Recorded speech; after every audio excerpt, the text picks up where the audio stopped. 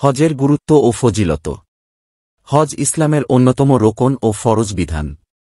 প্রত্যেক সামর্থ্যবান মানুষের উপর জীবনে একবার হজ করা ফরজ। মহান আল্লাহর নৈকট্য লাভের একটি গুরুত্বপূর্ণ মাধ্যম হল হজ। হাদিসে হজের অসংখ্য সওয়াব ও ফজিলত বর্ণিত হয়েছে। আজ আমরা আলোচনা করব হজ কি, হজের কাজগুলো কি, কার উপর ফরজ, হজের গুরুত্ব ও ফজিলত, হজ না করার পরিণাম কি। এই বিষয়ে আজ আমরা বিস্তারিত আলোচনা করব। হজ কি?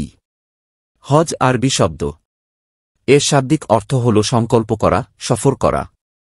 পরিভাষায় নির্ধারিত সময়ে নির্দিষ্ট কার্যাবলীর মাধ্যমে বায়তুল্লাহ শরীফ জিয়ারত করাকে হজ বলা হয়। হজের গুরুত্ব ও ফজিলত। হজের নির্দিষ্ট সময় হল আশহুরে হুরুম তথা শাওয়াল, জিলকদ ও জিলহজের প্রথম 10 দিন, বিশেষত জিলহজের 8 থেকে 12 তারিখ পর্যন্ত 5 দিন। এ 5 দিনই মূলত হজ পালন করা হয়। হজের নির্ধারিত স্থান হল পবিত্র কাবা, সাফা মারওয়া, মিনা, আরাফা ও মুজদালিফা। দূরবর্তী হাজিদের জন্য মদিনা মুনাওয়ারায় রাসূল সাল্লাল্লাহু আলাইহি ওয়াসাল্লামের রওজা জিয়ারত করা ওয়াজিব। আসান ফিকাহ, খণ্ড 02, পৃষ্ঠা 2, 251।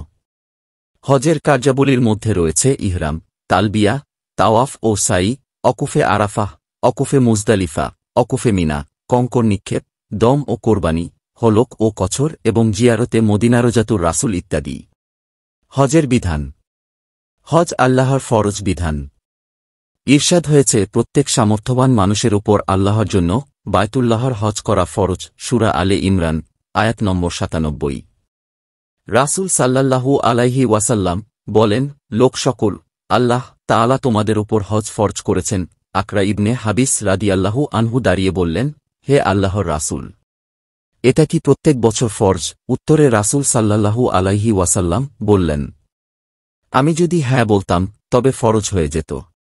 আর প্রতি বছর হজ ফরজ হলে তা তোমরা সম্পাদন করতে সক্ষম হতে না? হজ জীবনে একবারই ফরজ। কেউ যদি একাধিকবার করে তবে তা হবে নফল হজ। বুখারী, হাদিস নম্বর 7288। যাদের উপর হজ ফরজ, যত দ্রুত সম্ভব হজ আদায় করা উত্তম। যেখানে মানুষের জীবন মরণের 1 সেকেন্ডের নিশ্চয়তা নেই, সেখানে 1 বছর অনেক দীর্ঘ সময়। তাই রাসূল সাল্লাল্লাহু আলাইহি ওয়াসাল্লাম বলেন, যে ব্যক্তি হজ করার ইচ্ছে করেছে সে যেন তাড়াতাড়ি তা করে নেয়। সুনানে আবু দাউদ, হাদিস নম্বর 1732। কার উপর হজ ফরজ? 5টি শর্ত সাপেক্ষে হজ ফরজ।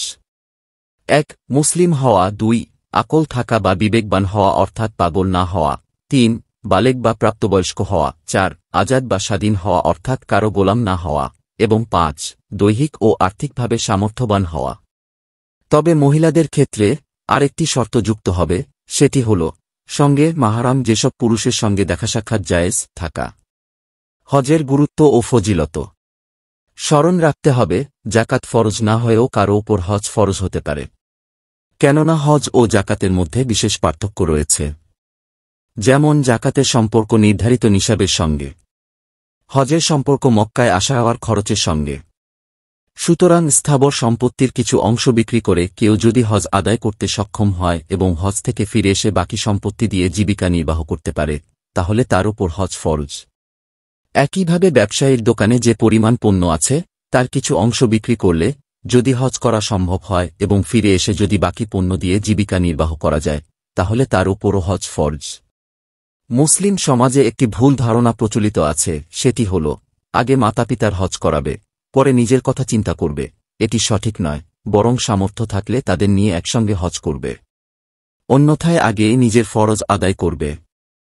আবার অনেকে মনে করেন সন্তানের বিয়ে দেওয়ার পর হজ আদায় করতে হয়। অথচ এ কথা ইসলাম সমর্থিত নয়। ইসলামের দৃষ্টিতে সন্তানের বিয়ে জরুরি ঠিক আছে, তাই বলে সন্তানের বিয়ের জন্য হজে বিলম্ব করা যাবে না। হজের গুরুত্ব ও ফজিলত। এক হাদিসে হজকে উত্তম আমল হিসেবে উল্লেখ করা হয়েছে। একবার রাসূল সাল্লাল্লাহু আলাইহি ওয়াসাল্লাম কে জিজ্ঞেস করা হল, সর্বোত্তম আমল কোনটি? তিনি বললেন, আল্লাহ ও তার রাসূলের প্রতি ঈমান আনা। প্রশ্ন করা হল, তারপর কোনটি? তিনি বললেন, আল্লাহর রাস্তায় জিহাদ করা। আবার প্রশ্ন করা হল, এরপর কোনটি? তিনি বললেন, হজে মাবরুর তথা মকবুল হজ। বুখারী, হাদিস নম্বর 1519। হাদিসে হজের মাধ্যমে গুনাহ মাফের সুসংবাদ দেওয়া হয়েছে।